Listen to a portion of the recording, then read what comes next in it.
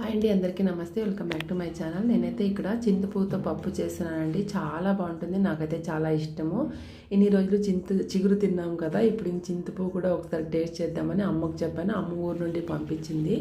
చాలా ఫ్రెష్గా కూడా ఉందన్నమాట. మీరు కూడా ఎప్పుడైనా ట్రై చేశారా? చేయకుంటే మాత్రం తప్పకుండా ఈ విధంగా ట్రై చేయండి, చాలా బాగుంటుంది. ఇంకా డస్ట్ అది ఇది ఉంటుందనేసి ఒకసారి నీళ్ళలో వేసేసి కడిగేసి పెట్టుకున్నాను నేనైతే. ఇంకా ఒక కుక్కర్ తీసేసుకొని 2 కప్పుల వరకు కందిపప్పు వేసుకొని ఒకసారి నీళ్ళు వేసి బాగా కడుక్కోండి. తర్వాత వచ్చేసి మనకు కావాల్సిన నీళ్ళు వేసుకోండి ఒక కుక్కర్లోన.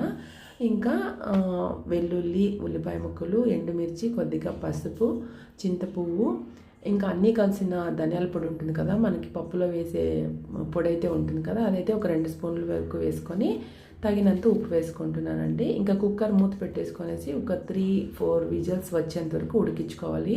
అంతేనండి, చాలా సింపుల్ ప్రాసెస్, చాలా టేస్ట్గా ఉంటుందన్నమాట.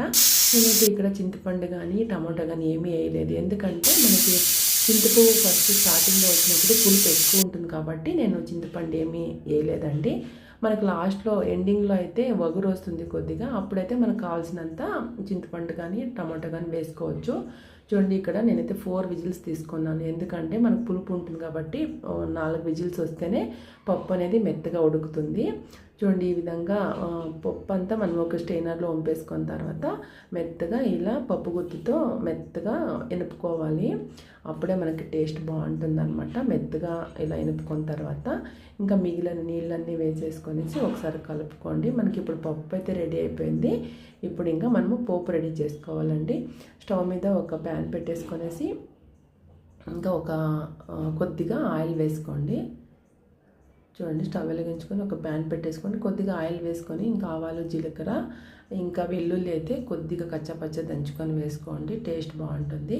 ఇంకా ఆనియన్, ఎండుమిర్చి, కరివేపాకు ఇవన్నీ బాగా బ్రౌన్ కలర్ వచ్చే వరకు ఫ్రై చేసుకోవాలండి. పోపు ఈ విధంగా మనకి ఈ కలర్ వచ్చేంత వరకు ఫ్రై చేసుకుంటేనే టేస్ట్ బాగుంటుంది అనమాట. మీరు కూడా ఎప్పుడైనా ట్రై చేసినప్పుడు ఎలా వచ్చిందనేసి నాకు కామెంట్లో చెప్పండి. వీడియో నచ్చితే మాత్రం తప్పకుండా లైక్ చేయండి. ఓకేనండి, బాయ్.